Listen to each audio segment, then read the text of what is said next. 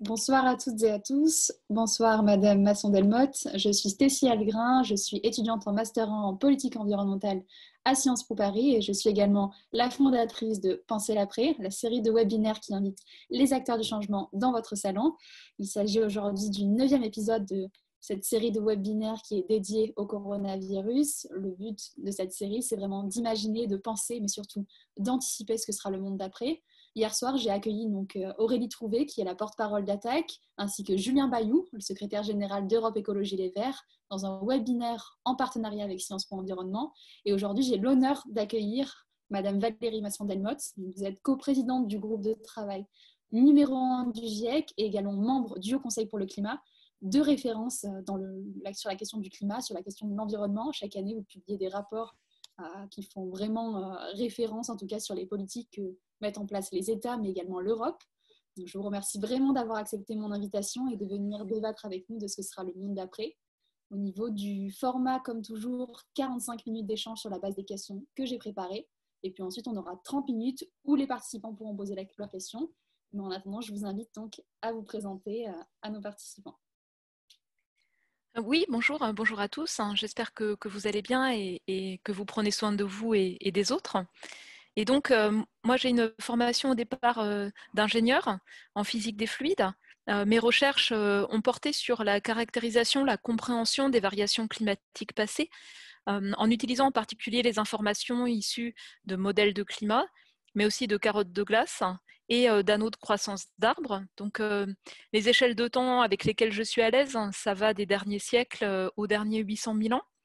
Donc, les grandes variations glaciaires interglaciaires, les variations abruptes passées du climat, la réponse du climat aux éruptions volcaniques au cours des derniers siècles, et l'utilisation de ces informations passées pour évaluer la capacité des modèles de climat à simuler finalement différentes réactions du système climatique, en particulier leur phénomène amplificateur ou stabilisateur.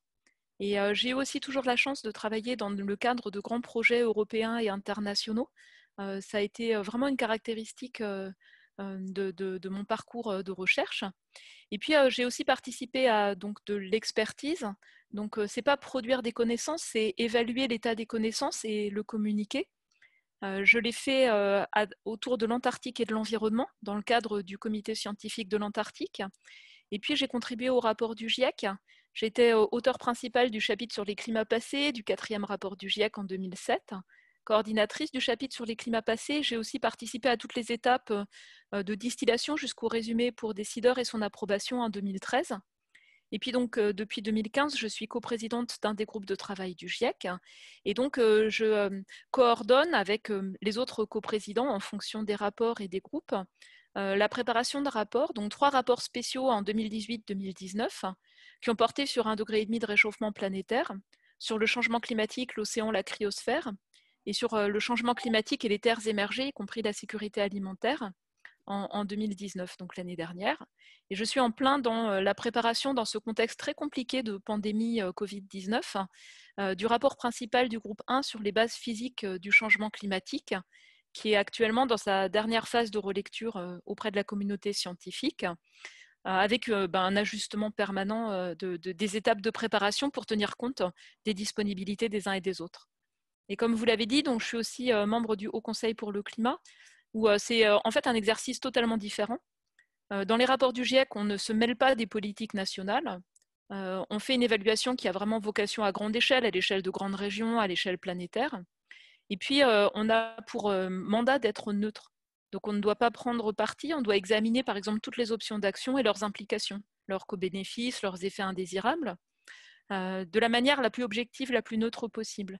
Et le Haut Conseil pour le climat, son mandat, c'est en fait d'évaluer les politiques publiques françaises et de formuler des recommandations. Donc, ce sont des exercices en fait très différents et assez complémentaires.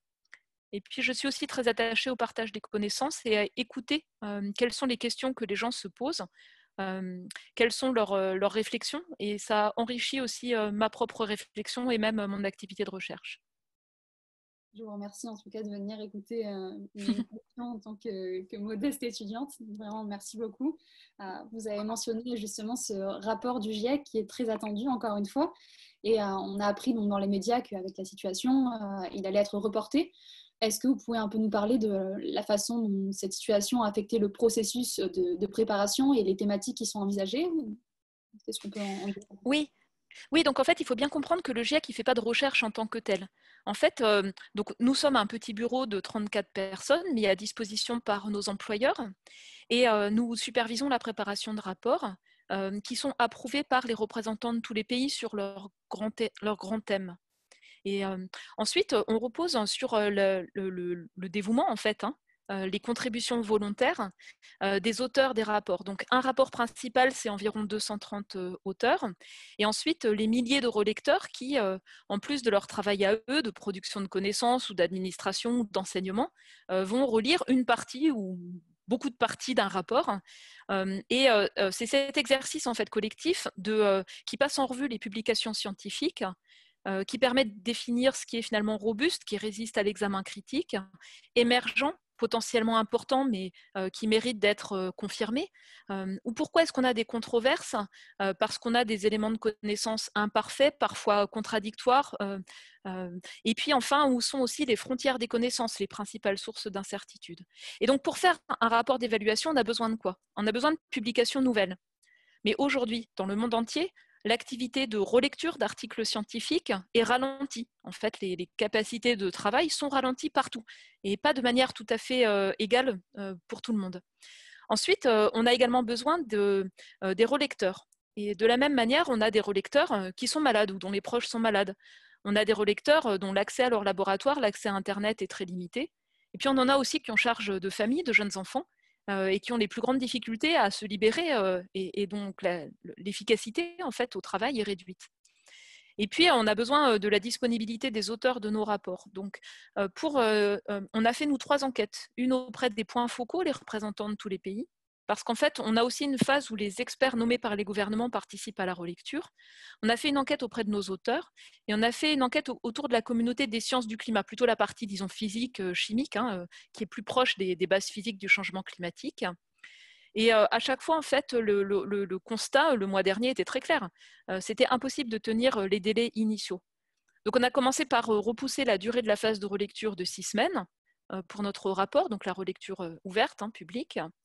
Ensuite, on est en train de reprogrammer toutes les activités. On devait avoir une réunion d'auteurs au Chili au début juin. Elle n'aura pas lieu. On sait qu'une réunion virtuelle ne remplace pas complètement une réunion physique. Quand on a une réunion physique, on met tout le monde quasiment dans le même endroit. Et en fait, entre guillemets, hein, je ne devrais pas le dire comme ça, mais on les bloque du petit déjeuner au dîner, aux soirées. Et donc les gens en fait interagissent pendant des réunions de chapitre, on a des groupes de travail, on peut planifier du jour au lendemain de nouvelles réunions. Et puis les pauses café, tout ça, c'est aussi l'occasion d'échanges, de discussions. Ça fait émerger voilà, des aspects, par exemple, de coordination entre les différents chapitres qui sont essentiels. Ce n'est pas simplement la réunion formelle, c'est aussi toutes les discussions informelles. Donc, on va avoir des activités intérimaires, en fait, tout l'été. Une première semaine début juin, pour aborder toute la question de la cohérence entre nos différents chapitres et avec les autres groupes de travail.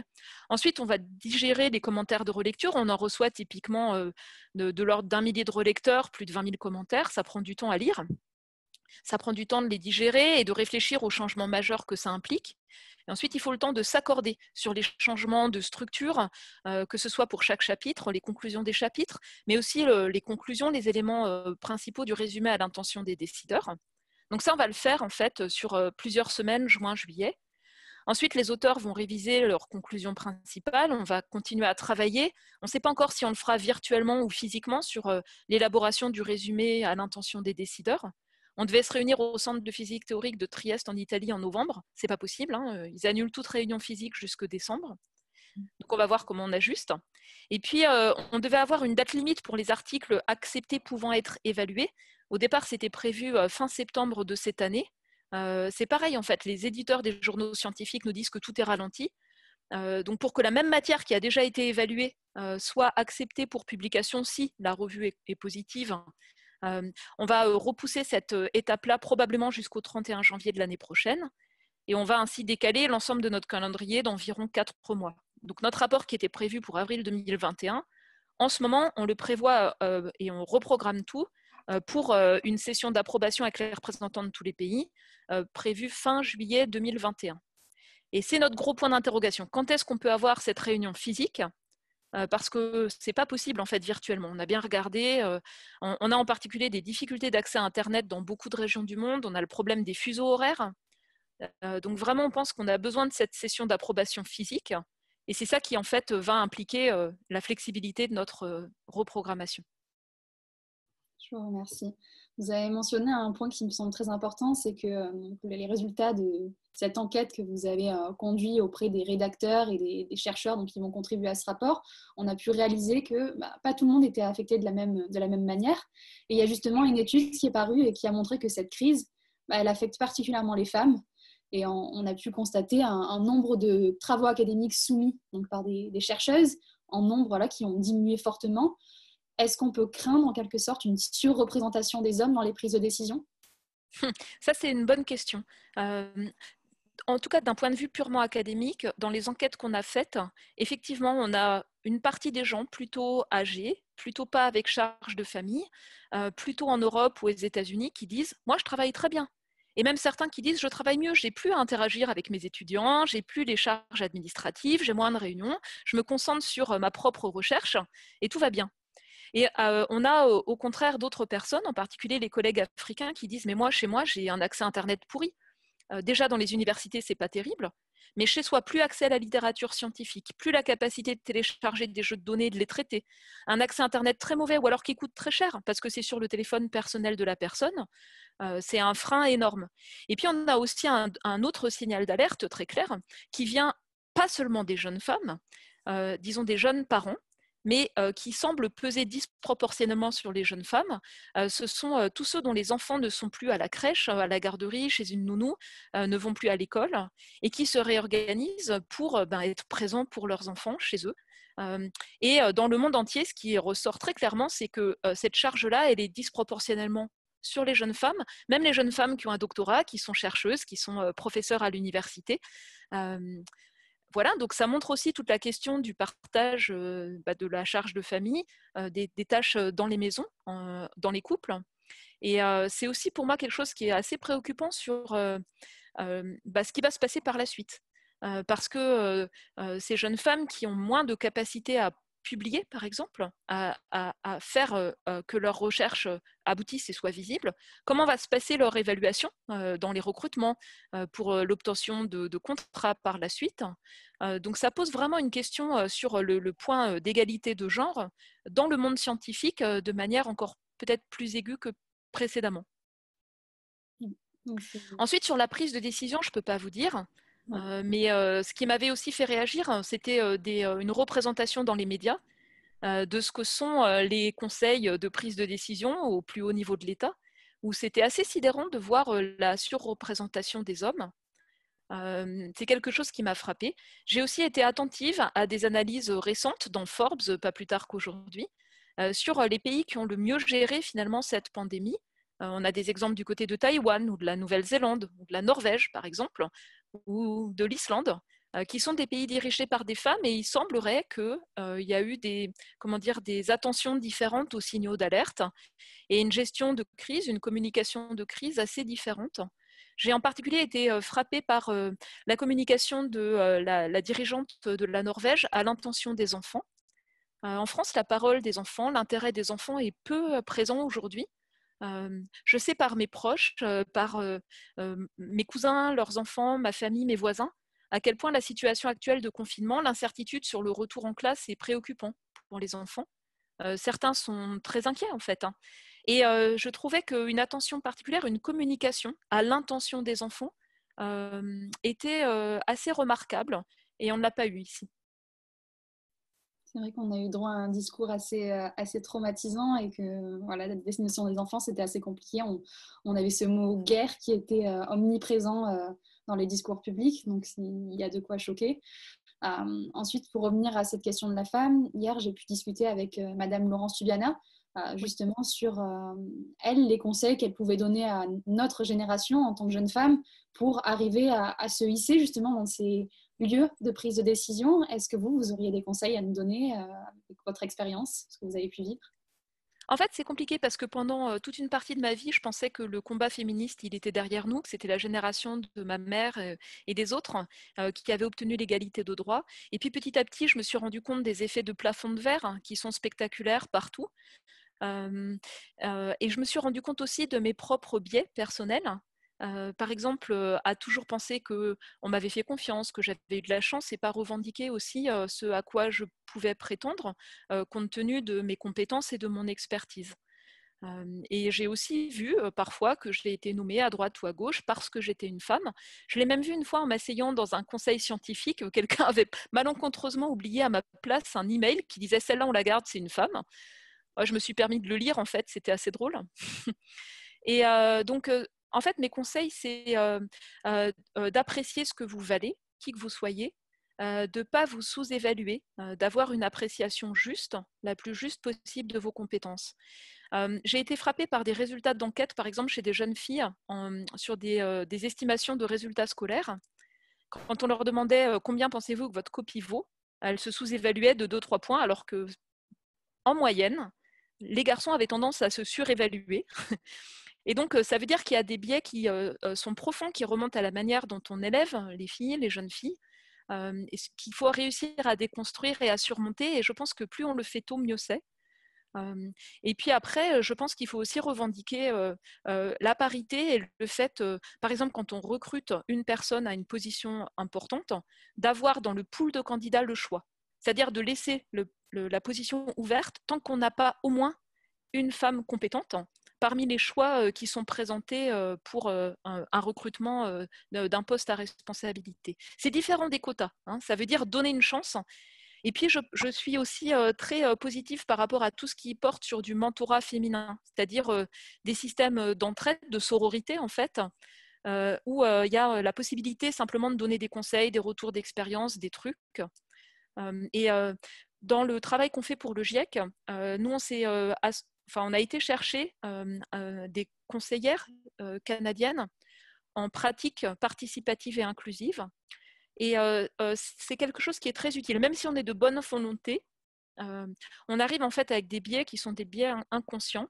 Et avoir en fait simplement des petits trucs qui permettent d'en se rendre compte, ça change complètement les dynamiques de groupe.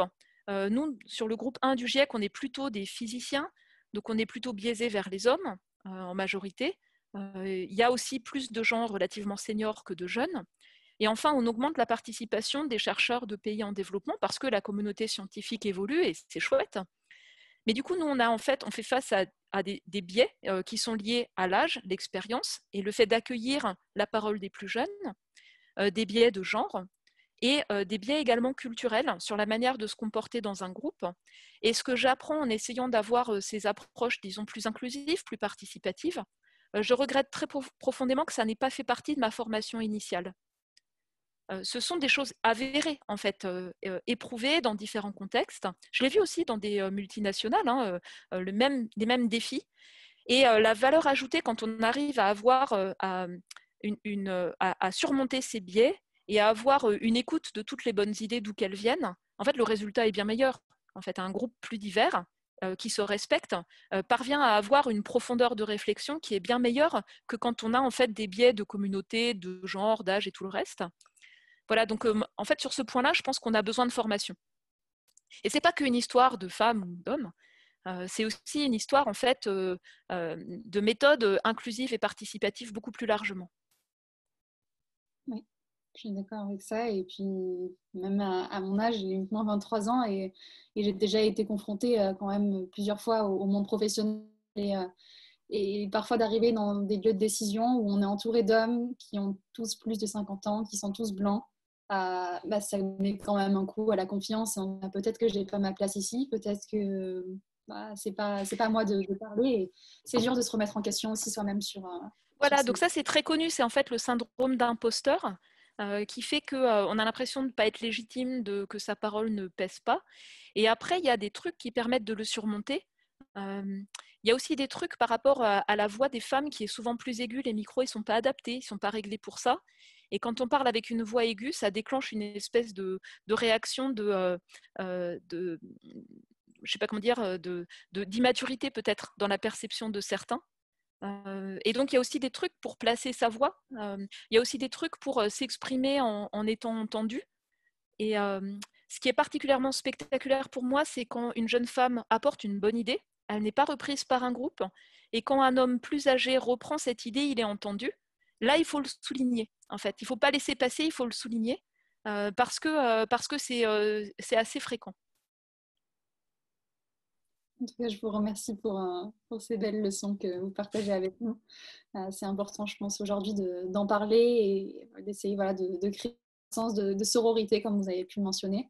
Maintenant, je vais repartir sur un élément que vous avez mentionné, le rôle du GIEC. Donc aujourd'hui, c'est de proposer une évaluation qui soit la plus neutre possible, afin de laisser justement aux politiques et aux citoyens le choix des stratégies à mettre en œuvre. Or, on l'a vu, il y a quand même de nombreux États qui semblent ne pas tenir compte des résultats, de ce que vous montrez depuis des années en fait, dans vos rapports. Est-ce qu'il ne serait pas temps peut-être de passer à un mode plus offensif et de se doter d'un conseil scientifique au cœur des cellules décisionnaires?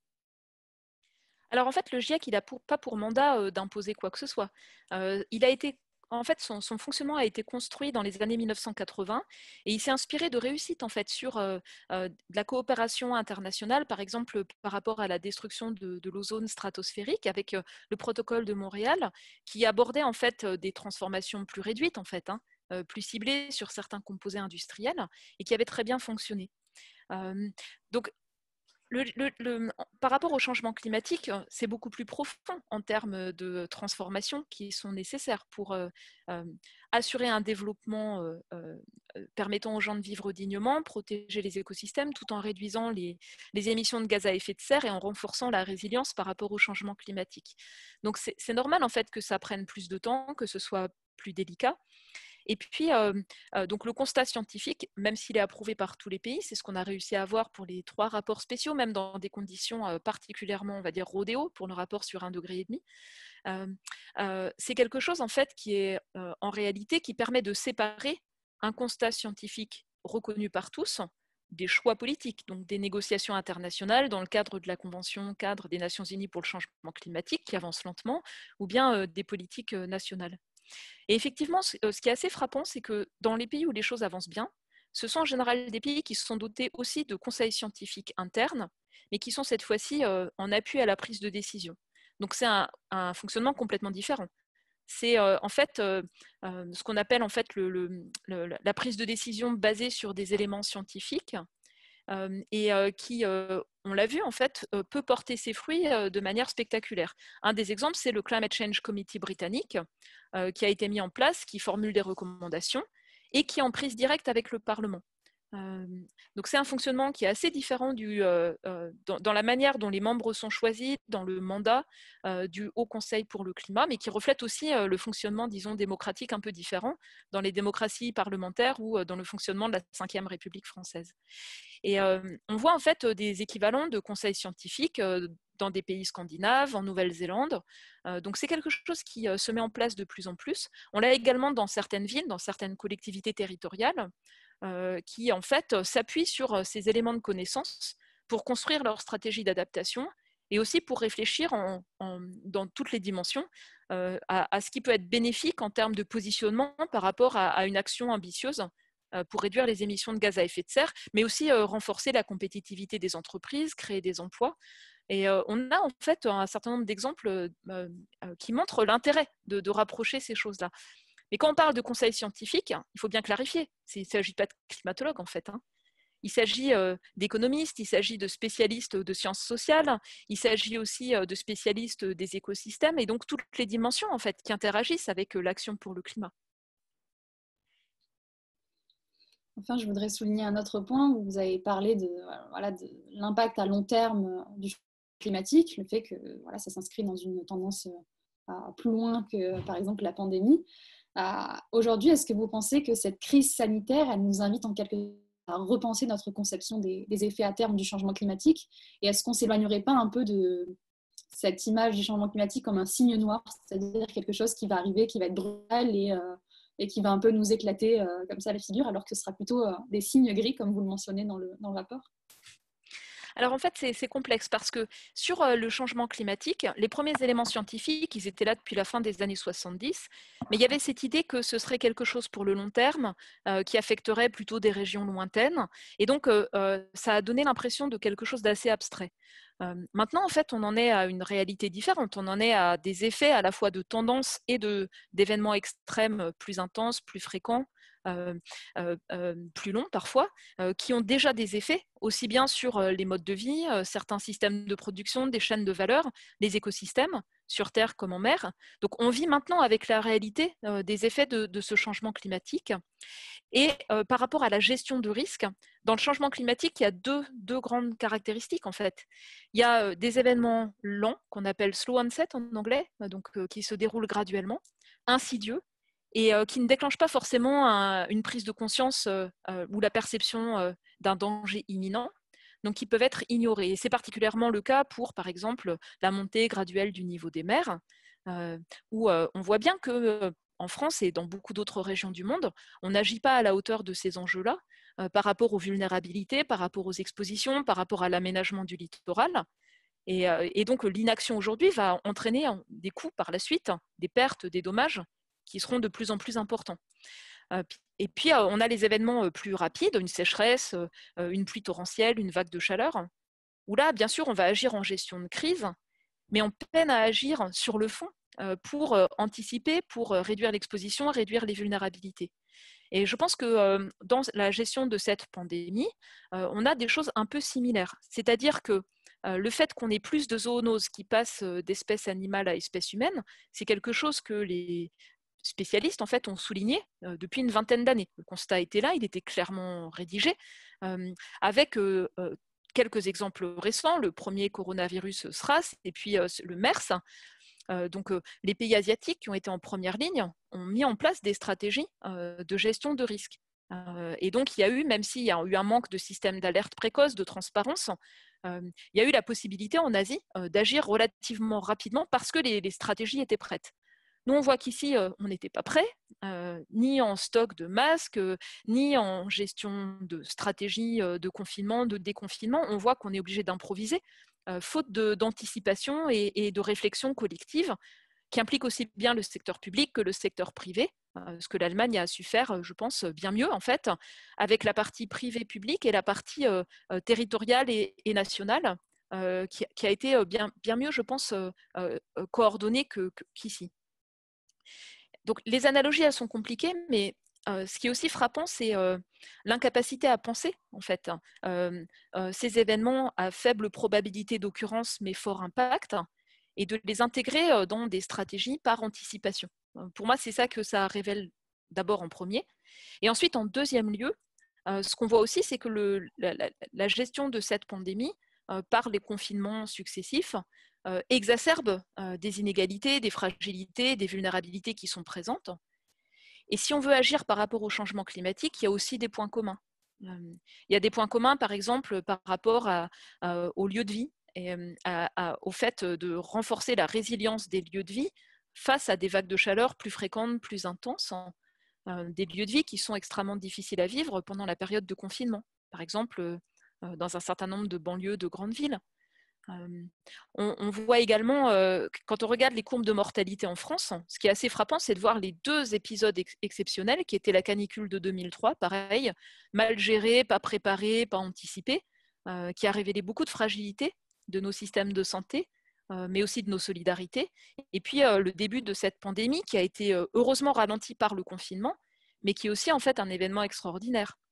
Et donc, c'est important d'en tirer des leçons et c'est important de ne pas réagir a posteriori par de la gestion de crise, mais d'agir par anticipation en réduisant les facteurs de changement climatique par les émissions de gaz à effet de serre, mais aussi en identifiant les fragilités, l'exposition, les vulnérabilités, et en les réduisant pour ne pas être piégé sur une gestion simplement de crise croissante.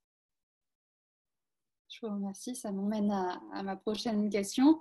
Est-ce qu'on peut dire que cette crise sanitaire, elle va suffire à balayer en quelque sorte les incertitudes qui planaient encore sur la gravité du changement climatique et ses possibles impacts sur notre environnement?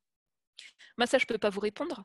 Parce qu'il y a des choses qui sont difficiles à anticiper, et c'est en particulier la perception qu'ont les gens de la sévérité de risque, c'est aussi ce que les gens sont prêts à faire en termes de changement de comportement. Et puis c'est aussi la question de comment la sortie de crise en cascade sera gérée. Parce que là, on a une crise sanitaire qui n'est pas finie, avec plein d'incertitudes. On a une crise sociale, y compris d'accès à l'alimentation. On a une crise économique vraiment complexe, peut-être une crise financière, et puis je pense très probablement de fortes tensions politiques, hein, aussi bien à l'intérieur de chaque pays sur les choix qui ont été faits qu'en termes de relations de coopération internationale. Et les travaux des historiens que j'ai lus montrent que souvent, après des chocs, il y a eu parfois en fait beaucoup d'efforts pour revenir à ce qui était l'état précédent. Donc un des enjeux, c'est si on sort de cette crise en renforçant par exemple les entreprises qui sont les plus polluantes, qui contribuent le plus au rejet de gaz à effet de serre, en fait on aura perdu en marge de manœuvre et on n'aura rien gagné en termes d'action par rapport au changement climatique, sauf un appauvrissement peut-être général et donc moins de capacité à agir. Et donc, pour moi, je le dis à de nombreuses reprises, mais c'est vraiment une question de choix, c'est aussi une question de perception, c'est aussi une question d'écoute, de dialogue, très largement. Et je me pose la question de la vie démocratique dans le contexte actuel. Parce que finalement, ce qui va le plus impacter la capacité d'agir public, en fait, hein, ce sont les investissements qui vont être faits à travers, pour la relance économique. Euh, quel sera le débat démocratique qui aura lieu par rapport à ça? Puisque ça n'a pas été le projet d'un programme électoral quelconque. Quel sera le rôle du Parlement? Quel sera le rôle de la société civile? Quelle sera l'écoute et comment seront prises ces décisions-là? On est vraiment sur quelque chose d'inédit et je pense que le renforcement de la vie démocratique est assez essentiel. Donc sur la partie climat, il y avait des choses récentes qui ont émergé qui étaient intéressantes. Par exemple, la réflexion de la Convention citoyenne pour le climat, qui faisait suite à l'Assemblée citoyenne pour le climat en Irlande, avec toute la profondeur qu'apportent des gens tirés au sort qui représentent la société dans toute sa diversité. Et j'espère en fait que ce type de choses pourra être fait aussi, même un peu dans l'urgence, pour réfléchir à la relance, pour donner en fait de la profondeur à la réflexion et que ça reflète vraiment une réflexion démocratique et pas quelque chose fait dans l'urgence par un petit groupe. Je vous remercie. Ça me permet de rebondir un peu sur ce que vous avez dit sur la question des citoyens et de leur réaction en ces temps de crise. Dans une de vos interviews, vous avez mentionné quelque chose qui me semble très important, c'est que donc on a eu des pandémies auparavant. Voilà, c'est pas la première fois que ça arrive. Et on a démontré que souvent, après ces pandémies, il y a un peu une aspiration à revenir à ce qui était avant, une envie en quelque sorte d'une forme d'insouciance. Comment est-ce qu'on peut s'assurer que cette fois-ci, ce sera différent? Et quel rôle surtout pour le savoir scientifique dans cette prise de conscience que le retour à l'anormal, c'est plus possible? En fait, je n'ai pas forcément la réponse à cette question-là. Je pense que c'est ce que je le disais, c'est le débat public, c'est aussi la transparence sur les hypothèses qui sont utilisées, sur les outils d'analyse pour instruire les choix qui vont être pris. Et une grille d'analyse qui est tout à fait pertinente pour moi, c'est celle des objectifs du développement durable. Donc, les Nations Unies s'étaient défini cette trame en fait entre 2015 et 2030 dans le cadre de l'agenda 2030, et ça intègre aussi toute la réflexion sur la gestion de risques qui vient aussi de l'envie de maîtriser et de réduire le risque de catastrophe. Donc c'est intégré en fait dans les objectifs du développement durable. Et en fait, pour chaque option d'action, on peut se donner cette trame qui permet de regarder la dimension en particulier liée à l'extrême pauvreté, liée à la faim et la sécurité alimentaire, mais aussi aux emplois, à la résilience des lieux de vie, ou bien aux bénéfices ou aux risques pour le climat, les écosystèmes terrestres ou marins. Et en fait, ce qui manque souvent, c'est d'avoir une grille d'analyse un peu approfondie de ces options d'action pour parvenir à voir en fait quel est l'équilibre qui a été recherché ou quels sont les biais éventuels. Donc j'aimerais en fait qu'on ait cette grille d'analyse de manière transparente, y compris par rapport à la décision publique. Et dans le cadre du Haut Conseil pour le climat, donc on a fait un rapport spécial un peu dans l'urgence, justement avec un certain nombre de principes qu'on exprime par rapport à la sortie de crise. On avait aussi souligné à quel point il y avait un manque de méthodologie vis-à-vis par exemple des lois pour évaluer leurs conséquences sur les émissions de gaz à effet de serre. Ça n'avait pas été évalué, à ma connaissance, à notre connaissance, pour la loi mobilité, alors qu'en fait, les transports, c'est le premier terme d'émissions de gaz à effet de serre en France, ou bien par rapport à la loi Egalim sur alimentation et santé, alors que c'est aussi quelque chose qui est assez essentiel. Et peut-être que sur cette sortie de crise, si on met en avant les enjeux de santé publique, on peut identifier où sont les co-bénéfices et mettre en priorité les actions qui permettent de gagner sur plusieurs plans. Je veux par exemple souligner qu'un des facteurs de comorbidité sur le Covid-19, c'est en fait l'obésité. Et donc la question de l'accès à une alimentation nutritive et saine, en particulier pour les populations les plus modestes, c'est quelque chose qui pourrait guider une réflexion, de même que tout ce qui favorise les mobilités actives et qui est au bénéfice en fait de la réduction des polluants atmosphériques, l'amélioration de la qualité de l'air, la santé, et la réduction des émissions de gaz à effet de serre. Donc je donne ces deux exemples-là parce qu'ils sont relativement faciles, entre guillemets. Pour d'autres sujets, on voit en fait qu'on est devant des contradictions, souvent, entre différentes dimensions de ces objectifs d'un développement durable. Mais je pense que c'est sur ces contradictions et sur les choix qu'on a besoin d'avoir un débat qui soit ouvert, transparent, et qui permette en fait de tirer parti de l'intelligence collective pour éviter ce que j'appelle les vieilles ficelles. Ça me fait justement penser à un élément que vous avez mentionné dans le rapport du Haut Conseil pour le climat, ce manque d'écoute et de collaboration justement entre les différentes entités qui prennent les décisions. On a le ministère de l'Agriculture, le ministère de la Transition écologique et au final, il y Et a le peu de... ministère de la Santé, et le ministère de la Santé d'ailleurs. Également, oui. Et en fait, ils ne s'écoutent pas du tout. Chacun met en place ses politiques et puis à la fin, on se dit peut-être qu'on aurait dû travailler ensemble et penser à comment on interagit. Alors pour moi qui suis au départ physicienne, quand je me suis intéressée justement à la gouvernance, à la mise en œuvre par exemple de la stratégie nationale bas carbone, je ne vous cache pas que j'en suis quasiment tombée de ma chaise. C'est-à-dire qu'en fait on a une intention, mais on n'a pas la mise en œuvre, on n'a pas la déclinaison pratique, on n'a pas les mécanismes en fait d'implémentation, de coordination, de gouvernance. C'est très frappant. Et un autre exemple, c'est qu'on a par exemple des objectifs nationaux et puis on a des plans climat, air, énergie territoriaux, mais il n'y a pas non plus un mécanisme, disons, un peu harmonieux qui permet de vérifier que la somme des engagements territoriaux correspond à l'intention au niveau national. Donc on voit qu'en fait, à mon sens, on manque en fait de systèmes de prise de décision, de gouvernance qui soient, disons, efficaces et qui permettent aussi, quand on a au départ une intention politique, de vérifier l'efficacité des mesures et puis de manière un peu agile, flexible, de les réactualiser en fonction de l'état des connaissances et puis en fonction de ce que ça a permis de faire ou pas. Et c'est quelque chose qui est vraiment frappant sur la manière dont sont prises dont se fait la gouvernance actuellement. Et alors justement, pour tendre vers un nouveau modèle, est-ce qu'on peut dire que le Covid-19 sera un nouveau point de bascule en quelque sorte? Je ne sais pas, l'avenir nous le dira. Est-ce que les gens vont voir les choses différemment? Est-ce qu'ils vont avoir une aspiration à vivre mieux? Par exemple, là, pendant la période de confinement, du fait de l'absence de liberté, l'absence d'autorisation de déplacement, on voit en fait une qualité de l'air qui est spectaculaire, en fait, la meilleure depuis plus de 40 ans. Je pense que ça permet de voir ce qu'on pourrait gagner si on agissait délibérément dans cet objectif, c'est-à-dire en transformant la régulation sur les véhicules, en ayant une action vraiment incitative, par exemple en taxant les véhicules au poids pour éviter les espèces de monstrosités énergivores qui ont effacé tous les gains sur les moteurs voilà, sur ces dernières années. Je pense que peut-être qu'on peut voir ce qu'on pourrait gagner, mais pas de manière brutale, subie, en le choisissant, en le construisant et en faisant en sorte aussi que ça crée des emplois parce que c'est quelque chose qui va être vital dans les mois et dans les années à venir. Donc, comme vous le dites, un des effets positifs en quelque sorte de cette crise sanitaire, c'est la baisse assez importante des émissions de gaz à effet de serre, chose qu'on n'a jamais réussi à faire auparavant. On nous a expliqué qu'il faudrait reproduire la même chose pendant 7 ans pour rester dans les limites voilà, qui ont été passées, les 1,5 degrés, les 2 degrés qu'on essaye d'atteindre. Est-ce qu'il y a des changements structurels à mettre en place pour essayer de continuer dans cette voie? Alors, il ne faut pas croire que ça fera quoi que ce soit de bénéfice, en fait. Là, c'est le fait de contraindre les activités, en particulier les déplacements, les usines qui tournent au ralenti. On a une baisse transitoire des émissions de gaz à effet de serre. Pendant le confinement, ça peut être de l'ordre de 25 à 30 %. Et puis une fois que le confinement est fini, on revient au niveau précédent.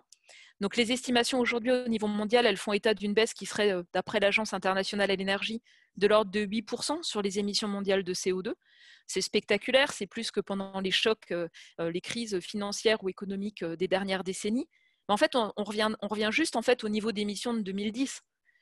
Et puis, si on ne change rien, après le ralentissement économique, quand ça repart, on a aussi le risque que ça reparte encore plus parce que la capacité à agir, à investir, par exemple pour l'efficacité énergétique ou bien sur des véhicules plus performants, sera réduite à court terme. Donc l'enjeu, en fait, pour le climat, il est vraiment sur la manière dont se fera la relance. Et si on favorise les secteurs les plus polluants, on aura, comme après la crise de 2008, un effet rebond. Donc ça peut être comme avant, mais en pire. Si par contre, il y a vraiment une réflexion profonde et qu'on agit de manière délibérée, intelligente, avec de multiples bénéfices en tête, et j'insiste sur la dimension sociale et la dimension emploi qui vont être essentielles, on a la possibilité en fait d'enclencher ou d'accélérer les transformations plus profondes des systèmes énergétiques, des systèmes urbains, des systèmes industriels, de notre gestion de terre, de sorte à réduire graduellement, continuellement, de manière importante, les émissions de gaz à effet de serre. Mais ça relève vraiment de choix et de méthodes objectives aussi, chiffrées, qui permettent de mesurer les effets de ce qui a été fait aujourd'hui. Il y a des analyses imprécises qui ont été faites sur les plans de relance de la crise de 2008-2009, qui ont montré par exemple ce qui avait été obtenu en ayant des contrats avec le secteur automobile aux États-Unis pour gagner en efficacité sur les moteurs, et puis au contraire ce qui n'avait pas été fait dans la plupart des autres pays du monde à l'époque. L'industrie automobile qui est d'ailleurs déjà en train de négocier un sursis en quelque sorte sur toutes les réglementations qui allaient être mises en place en Europe. Donc ça ne présage rien de bon en tout cas. En tout cas, je vous remercie pour vos réponses. Je vous propose de passer aux questions des participants. Pour ceux qui nous ont rejoints en cours de route, vous avez un onglet questions-réponses juste en bas de votre écran et qui vous permet donc de poser toutes vos questions, mais également de voter pour celles que vous trouvez les plus pertinentes. Donc, on va commencer par une question d'Antoine Sèvres. En tant que citoyen, on a parfois l'impression d'un gros manque d'écoute, voire d'une défiance du monde politique qui nous gouverne vis-à-vis du monde scientifique. En tant que membre du Haut Conseil pour le climat, qu'en pensez-vous? De façon précise, comment les recommandations du Conseil sont-elles considérées et prises en compte par le gouvernement? Alors moi, je n'ai pas été amenée à interagir, par exemple, dans le cadre du Conseil de défense écologique. C'est la présidente du Haut Conseil pour le climat qui l'a fait. Je peux noter parmi les éléments récents une attention particulière du côté du ministère de l'économie et des finances par rapport aux conclusions, aux recommandations du Haut Conseil pour le climat, ce qui est nouveau, ce qui n'était pas le cas précédemment. Et il y a une attention particulière qui est portée, bien sûr, du côté du ministère de la Transition écologique, en particulier par rapport à l'évaluation qu'on va faire de la programmation type stratégie nationale bas carbone. Donc, il y a effectivement des mécanismes d'attention particulière qui sont portés. Reste à voir comment dire, l'effet réel et sur plusieurs années du Haut Conseil pour le climat plus largement. Moi, ce qui m'avait aussi frappé, c'était quand j'avais présenté, par exemple, le rapport sur 1,5 degré à la Commission développement durable du Sénat en octobre 2018.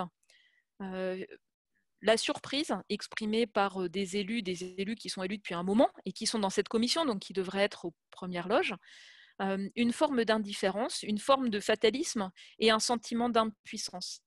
Et je ne sais pas comment on peut renforcer les échanges plus réguliers entre la communauté scientifique et les élus, sauf à avoir des conseils scientifiques ou des espaces d'échange plus réguliers. Je pense que ça manque fortement. Il y a eu des expériences récentes, je me souviens d'une commission climat qui était auprès du Parlement australien, qui était vraiment intéressante, pour favoriser une appropriation à la fois des éléments scientifiques par les élus, mais aussi pour que les scientifiques comprennent mieux quels sont les éléments qui sont utiles à la prise de décision et comment mieux les formuler pour être bien compris. Je vous remercie pour ces éléments de réponse. Autre question d'Antoine. On constate déjà les premiers effets du changement climatique ces dernières années avec régulièrement des années records en chaleur, des sécheresses plus fréquentes. Concrètement, à quoi pourrait ressembler la météo sur une année en France d'ici 2030-2040? question. Alors, vous avez un site internet qui est super bien fait, qui s'appelle Climat HD, sur le site internet de Météo France. Et vous pouvez regarder pour la France métropolitaine et pour chaque région les évolutions récentes observées, que ce soit pour les tendances ou les événements comme les vagues de chaleur ou les sécheresses. Et vous pouvez aussi vous projeter dans les prochaines décennies. Au cours des prochaines décennies, les résultats des modèles de climat sont assez indépendants de ce qu'on va faire en termes d'émissions de gaz à effet de serre, à cause de l'inertie en fait des émissions, de la réponse du climat. Donc on s'attend pour la France en particulier à une augmentation de la fréquence, de la sévérité, de la durée des vagues de chaleur. On s'attend à une augmentation de la sévérité des sécheresses, en particulier pour le sud de la France, mais aussi le bassin, jusqu'au bassin parisien. On s'attend dans certaines régions à une augmentation de l'intensité des événements de pluie torrentielle, parce que l'atmosphère peut transporter plus d'humidité quand le climat se réchauffe. On s'attend à la poursuite du recul des glaciers, une poursuite de la baisse de l'enneigement en moyenne montagne, à la poursuite de la montée graduelle du niveau des mers et donc au fait d'avoir des événements extrêmes de haut niveau marin beaucoup plus fréquents à l'avenir que ça ne l'était dans le passé. Ça, c'est important aussi bien pour les territoires d'outre-mer que pour la métropole. Donc, ça fait partie des quelques caractéristiques que je résume là brièvement, des choses robustes, c'est-à-dire qui sont communes à tous les travaux de modélisation et aux comparaisons qu'on en fait pour dégager les éléments les plus solides. Là où c'est plus difficile, c'est sur la pluviométrie et l'évolution de la pluviométrie qui va aussi avoir une variabilité due aux variations des courants marins dans l'océan Atlantique et qui va se superposer à des tendances liées à l'influence de l'homme sur le climat. Donc sur la gestion de l'eau, on est dans des situations qui sont souvent plus complexes, où l'incertitude est plus importante que sur l'évolution, par exemple, des vagues de chaleur et des tendances de température. Merci. Une question de Pierre. Comment faites-vous personnellement pour accepter le constat d'immobilisme politique à mettre en place des actions nécessaires? En fait, c'est une question, je pense, qui relève de vos compétences, de comprendre comment fonctionne le monde politique, la prise de décision, ce n'est pas forcément la mienne. Moi, il me semble en fait que le monde politique, les décideurs, ils ne changent pas en fonction de l'état des connaissances scientifiques, mais en fonction de leur évaluation des risques et aussi en fonction de leur évaluation de l'attente de leurs électeurs.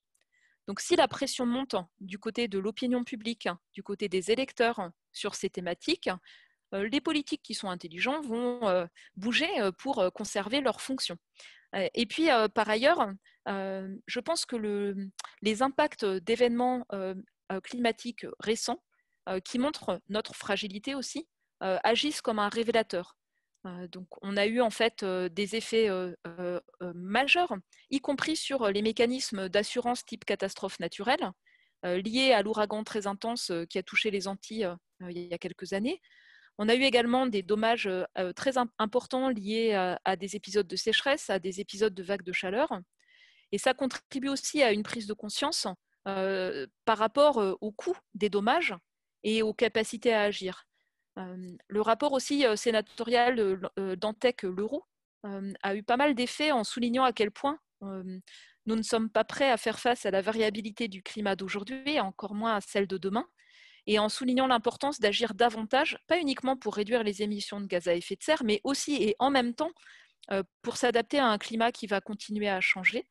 Et d'ailleurs, le Haut Conseil pour le climat va commencer à partir de cette année à travailler sur le volet d'adaptation, parce qu'il y a aussi beaucoup à dire sur le besoin de déployer des actions plus efficaces et plus rapidement pour protéger en fait la société française et ses écosystèmes. Puisque l'adaptation, c'est un volet sur lequel on a peut-être tardé à s'investir. On était plutôt sur le volet mitigation, donc qui consistait à essayer de ralentir le changement climatique. Donc on espère qu'on va avoir un revirement, essayer d'arrêter de lutter contre le climat et de voilà. Il y a une partie des tendances qui sont inéluctables, donc il faudra faire avec. Et ça demande de penser les choses vraiment autrement. Ça veut dire de penser des trajectoires de développement au sens vivre dignement, au sens, donc penser des trajectoires de développement résilientes, c'est-à-dire qui permettent de fonctionner dans un climat qui va continuer à se réchauffer sur les prochaines décennies. Et c'est aussi important de penser cette trajectoire résiliente en allant vers le net zéro émission de dioxyde de carbone. Et donc, ça sort complètement l'approche qui était jusqu'à présent très cloisonnée, où on mettait d'un côté la stratégie bas carbone et de l'autre des actions d'adaptation plutôt territoriales. On a vraiment besoin de changer d'échelle et d'aborder les choses complètement différemment. Je vous remercie pour cette précision. Une question désormais de Pauline. Quelles sont vos recommandations pour les citoyens? Comment s'engager pour porter les constats scientifiques dans le domaine public et enclencher des actions concrètes? Alors, ce qui est en fait essentiel, c'est engager la conversation déjà. C'est-à-dire faire en sorte que ce ne soit pas quelque chose à l'écart de la discussion familiale, amicale, associative, professionnelle, mais que ça rentre dedans. Ensuite, c'est éviter, à mon sens, les choses qui sont clivantes. Il y a plein de choses qui sont clivantes. On va être pour ou contre, et puis ça bloque.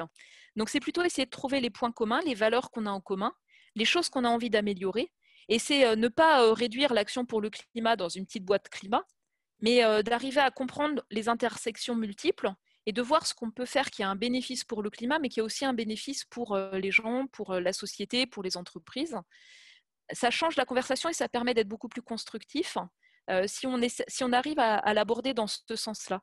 Et c'est ce que j'ai vu dans une partie des analyses de l'Assemblée citoyenne pour le climat en Irlande, ou bien ce que j'ai pu suivre des travaux de la Convention citoyenne pour le climat. C'était vraiment ça, c'était sortir d'une boîte et réfléchir beaucoup plus largement à ce qu'on veut améliorer dans le fonctionnement de la société, au bénéfice du climat, mais aussi au bénéfice plus immédiat pour chacun d'entre nous. Ça fait un... Alors l'autre chose, c'est aussi en fait, on a besoin d'informations techniques. On est souvent dans des discussions qui sont floues parce que c'est très difficile pour chacun de mesurer qu'est-ce qui rejette des gaz à effet de serre. Donc tout ce qui permet de le ramener à l'échelle du groupe dans lequel on est, des choses concrètes, des achats, des déplacements, des façons de se chauffer. Ça permet en fait de rendre visible ce qui est invisible, parce que dans la plupart des choix quotidiens, des choix familiaux, des choix professionnels, on n'a pas forcément les outils ou les méthodes et les indicateurs qui permettent de mesurer ce que ça implique en termes d'émissions de gaz à effet de serre. Donc il y a besoin aussi de choses un peu techniques qui permettent de rendre ça plus visible. Vous savez, il y a le Nutri-Score, par exemple, pour certains produits qu'on peut acheter. On a besoin d'avoir des choses un peu similaires et faciles d'accès pour permettre de montrer les implications en termes d'émissions de gaz à effet de serre, de choses pour lesquelles on est au levier, en fait. On peut être maître de ses choix. Je vous remercie. Ça me permet de faire un parallèle avec un cours que j'ai suivi sur les Small Islands and Developing States, donc les petites îles et les États en développement, où on nous montrait, par exemple, dans les Maldives, on a eu donc le gouvernement qui, en quelque sorte, utilisait le climat et le changement climatique, donc tous les impacts que ça va avoir, pour cacher tous les autres problèmes en fait, qui sont toujours en place dans le pays, donc que ce soit au niveau du développement économique, du développement humain, des égalités également entre hommes et femmes. Donc je pense que voilà, c'est important que vous ayez mentionné ça, cette intersection entre toutes ces problématiques. Le climat, ce n'est pas quelque chose qui est unique et qui est à part entière, c'est toutes ces intersections avec d'autres problématiques qu'on peut rencontrer. Oui, oui, et ce qui est important, c'est bien d'identifier où sont les responsabilités. Donc, par exemple, quand on analyse les effets du changement climatique, il y a une part qui est l'aléa, ce qui va provoquer des impacts dans le fonctionnement du climat, mais il y a aussi l'exposition, les vulnérabilités, et ça relève aussi de la gouvernance, ça relève de la gestion de risques, et donc comme une pandémie va révéler les fragilités de notre société, les événements extrêmes ou les tendances liées au changement climatique, elles vont aussi révéler des choses qui sont d'autres fragilités, pas toujours les mêmes, peut-être certains, comme vous le disiez, vont se cacher derrière un alibi, pour ne pas aborder de manière lucide, de manière responsable, ce qu'ont été leurs choix ou leurs non-choix. Je vous remercie. Une question de Juliette maintenant, la formation des décideurs. On le voit, il y a beaucoup de décideurs politiques aujourd'hui qui manquent de compréhension sur le climat, sur la science. Comment est-ce qu'on peut mieux les former ? Alors ça, c'est une vraie question. Donc, j'ai compris que, par exemple, dans la formation en sciences politiques, des compétences de base sur des enjeux, par exemple climat, biodiversité, ne font pas forcément partie du socle commun pour tous. Donc moi, je me suis engagée fortement pour que, en tout cas, l'état des connaissances scientifiques sur le climat et aussi l'esprit critique qui va avec fasse partie d'un socle commun dans l'enseignement secondaire. Donc normalement, dans les programmes de terminale pour toutes les terminales, il y aura des éléments climat, énergie, société qui feront partie d'un socle commun. Mais ça touche en fait que 2 tiers d'une classe d'âge, puisqu'il y a un tiers qui va dans les filières professionnelles, où ce ne sera pas abordé de manière aussi approfondie. Et je regrette aussi que ce ne soit pas fait régulièrement, c'est-à-dire que ce soit une fois un gros paquet, mais pas avec la pédagogie qui vient de la répétition et qui permet de construire des compétences graduellement. Je pense en fait que si on avait des questions spécifiques sur les concours d'entrée, par exemple à l'ENA ou à Sciences Po, bah, ça obligerait les gens à creuser ces parties-là, à acquérir ces compétences et à s'assurer qu'elles soient acquises lorsqu'on y entre.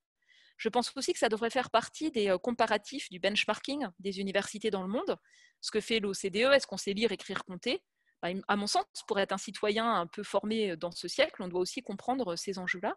Et donc, pousser davantage pour que ça fasse partie des comparatifs et que ce soit une valeur ajoutée quand une université, quand une école, quand un institut d'études politiques permet d'acquérir des compétences solides, que ce soit vraiment perçu comme un avantage compétitif aussi. Après, donc, sur les décideurs eux-mêmes, il y a un vrai manque de formation quand ils accèdent à des fonctions. C'est très frappant. Et moi, j'ai eu l'occasion, en fait, je ne me suis pas rendu compte tout de suite du niveau de, comment dire, d'incompétence. Parce qu'il y a aussi une capacité de certains à parler de tous les sujets avec aplomb. Et donc maintenant, quand je rencontre en petit comité fermé des décideurs importants, j'arrive parfois avec un questionnaire en 10 points. Vous voulez parler avec moi de changement climatique? J'arrive avec 10 questions, comme ça je sais à peu près où vous en êtes, et je peux ajuster en fait mes propos. C'est assez sidérant. Donc le niveau de compétence en fait est souvent meilleur chez des jeunes de 15 ans que chez des décideurs politiques ou dans le monde des entreprises de haut niveau. Donc, je ne sais pas qu'est-ce qui pourrait être envisagé, mais avoir un minimum de compétences sur ces sujets pour accéder à une fonction pourrait être pertinent. Et il y a aussi tout l'enjeu de la formation de la haute administration, qui est aussi très bloquant. Dans les comparatifs qui avaient été faits sur les formations, on avait vu que là où ça pêchait le plus, c'était dans les écoles de gestion, le management en fait, et dans les écoles de l'administration publique ou de la haute fonction publique. Donc, je pense que ça relève peut-être plus de vos domaines de compétences et de vos réflexions sur la manière dont on peut acquérir en formation continue, pour toucher ceux qui sont aux commandes aujourd'hui, ce socle de compétences. Merci. Est-ce que vous Et auriez... autre chose, diversifier ceux qui sont dans les cabinets ministériels. En France, il y a vraiment des biais, c'est spectaculaire. C'est vraiment unique. Il n'y a pas ça aux États-Unis, il n'y a pas ça en Allemagne, il n'y a pas ça dans les pays scandinaves, ou en Australie, ou en Nouvelle-Zélande, ou ailleurs. Il n'y a pas ça en Chine non plus, ou au Japon. Donc peut-être renforcer, par exemple, l'accessibilité à ces postes dans la haute fonction publique à des gens formés par la recherche qui ont fait un doctorat, en élargissant ou en assouplissant en fait la manière d'avoir les concours correspondants. Je pense que ce serait vraiment utile. C'est le cas en Allemagne, Oui. c'est un pays où on recrute dans toutes les filières. Il n'y a pas une école dédiée à la fonction publique et j'espère qu'on s'en inspirera en tout cas. Ensuite, donc, une question de Floriane. Croyez-vous ou le GIEC croit-il à la croissance verte, bas carbone? Si oui, comment décorréler croissance et émissions de gaz à effet de serre? Alors moi, je crois à rien du tout, donc je me base sur des éléments factuels d'analyse. Ce que je peux juste dire, c'est donc dans les travaux qui sont faits par rapport aux trajectoires compatibles avec une stabilisation du réchauffement, ça repose sur des modèles qu'on appelle des modèles d'évaluation économique intégrée. Et il y en a toute une diversité qui, en fait, ont des hypothèses, ont une façon de mettre les choses en équation, qui sont en fait extrêmement différents, et beaucoup d'entre eux font des hypothèses sur l'évolution de la croissance. Donc, il n'est pas possible, à partir de ces outils, de conclure quoi que ce soit sur l'évolution de la croissance. Et c'est quelque chose qui est fortement limitant. Et par ailleurs, dans l'analyse du coût des dommages du changement climatique, on est aussi sur des outils économiques qui sont ultra simplistes, c'est même caricatural. Et donc, on manque d'outils qui permettent d'évaluer quels seront les impacts des dommages du changement climatique sur la production de richesse, en prenant en compte les effets directs et indirects, y compris via la destruction des écosystèmes. Et on manque d'outils qui permettent d'évaluer finalement quels sont les déterminants de la croissance économique dans des trajectoires de très forte décarbonisation. Donc en fait, moi, je ne peux pas répondre à cette question. Ce que je peux juste dire, c'est qu'on est dans un monde où on a quasiment la moitié de la population mondiale qui ne peut pas vivre dignement, qui n'a pas un accès minimum à l'énergie, qui est en situation pour plus de 2 milliards de personnes de précarité alimentaire et nutritionnelle. Hein, ce n'est pas ceux qui souffrent de la faim, mais ceux qui sont dans une situation de précarité. Donc, on aura en fait, l'enjeu pour moi le plus important, c'est de s'assurer que permettre à tous de vivre dignement, et en particulier à ceux-là, peut se faire en utilisant au maximum l'accès à une électricité décarbonée et l'accès à des formes de mobilité les plus décarbonées possibles. Et c'est pour ça que quand je parle d'action par rapport au changement climatique, je parle d'innovation technologique, d'innovation sociale et d'innovation frugale. Parce qu'à mon sens, ce qui est fondamental, c'est qu'il y ait des solutions qui soient le plus abordables possible pour permettre aux gens qui sont dans la situation la plus fragile de vivre dignement. Et ce n'est pas souvent là qu'on met le curseur quand on l'aborde. Et ces populations qui sont les plus pauvres, elles sont souvent un peu invisibles dans la modélisation économique dont je parlais tout à l'heure, qui va être biaisée sur les catégories qui ont les revenus les plus importants.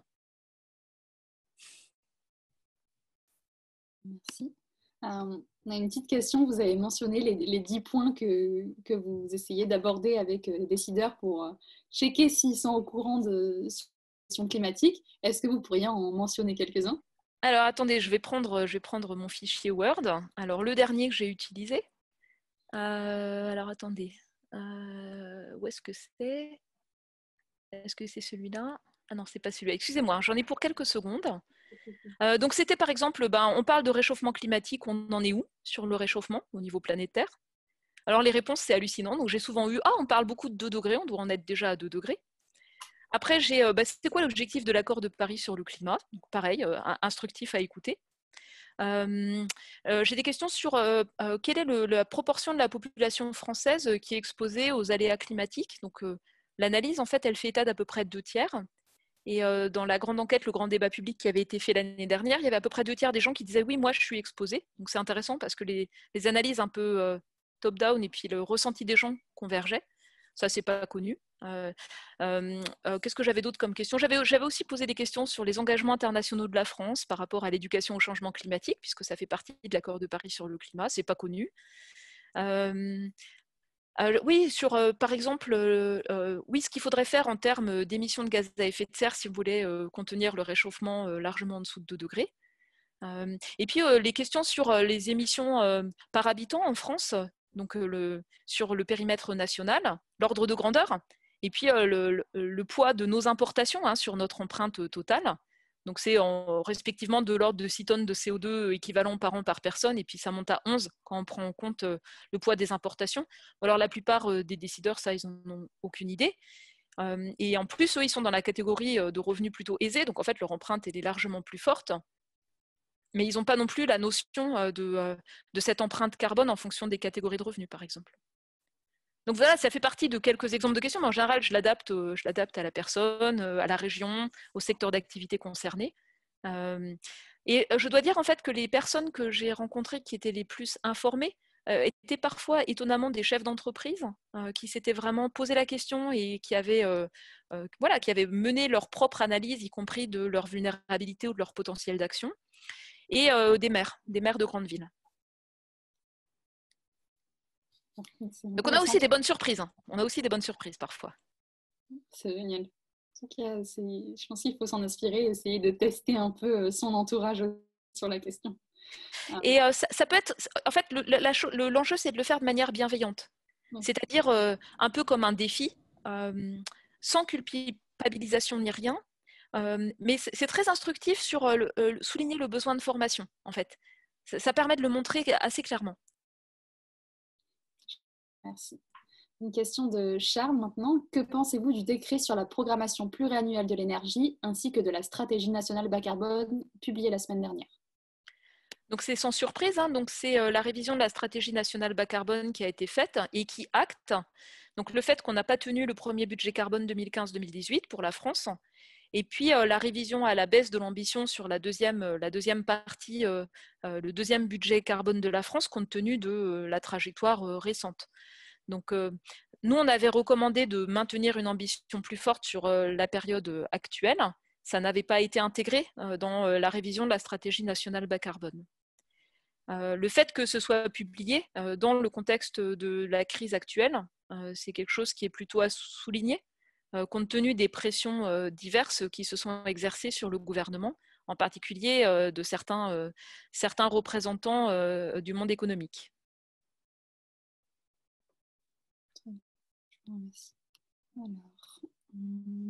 Et donc, sur la stratégie nationale bas carbone, il y a vraiment des enjeux à aller plus vite. Et les points importants, hein, c'est les transports, c'est l'isolation des logements, et puis enclencher les transformations dans le monde agricole, parce qu'aujourd'hui, la baisse d'émissions avant cette crise était lente par rapport à ce qui était attendu, mais après 2025, dans la stratégie nationale bas carbone, il y a une baisse des émissions importante, hein, de l'ordre de 3% par an qui est à venir, y compris dans le secteur agricole, mais s'il n'y a pas des politiques publiques mises en place maintenant, il ne se passera rien. Donc c'est ça aussi qui est important, c'est la préparation, l'élaboration de feuilles de route, acceptées par tous les acteurs des filières, pour que ça se réalise au moment où c'est attendu. Et ce qui va être très difficile, compte tenu de la crise actuelle et de ses effets en cascade, c'est d'évaluer ce qui est le résultat de politiques publiques et ce qui est le résultat du confinement et des crises en cascade du Covid-19. Ça va être un vrai défi dans les années à venir. Ça va être compliqué. Je vous remercie. Une question de Victoire, justement en termes de lien entre experts scientifiques et gouvernants, n'y a-t-il pas une brèche exploitée à partir des instances de conseil scientifiques qui ont été créées pour le Covid, par exemple en utilisant le même mécanisme pour le conseil vis-à-vis de la crise du climat et de la biodiversité? Potentiellement, c'est quelque chose qui mérite réflexion. On est pour l'instant sur la réactivité en gestion de crise.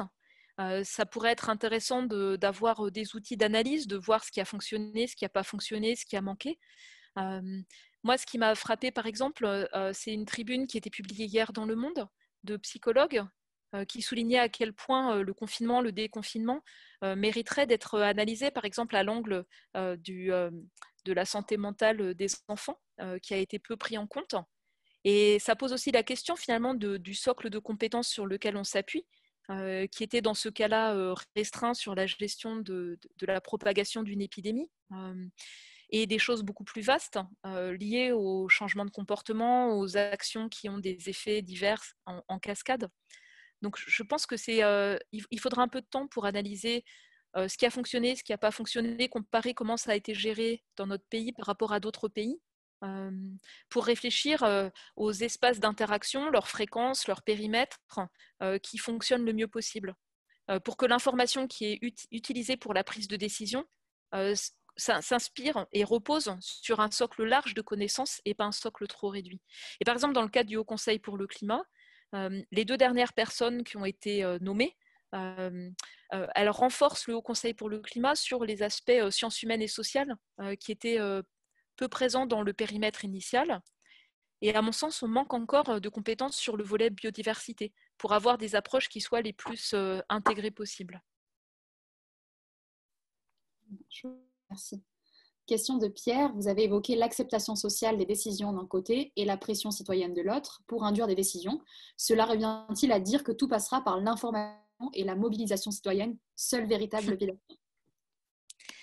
Alors, dans le rapport sur 1,5 degré, on a eu tout un chapitre sur les transformations et l'état des connaissances par rapport à ce qui amène à des actions efficaces.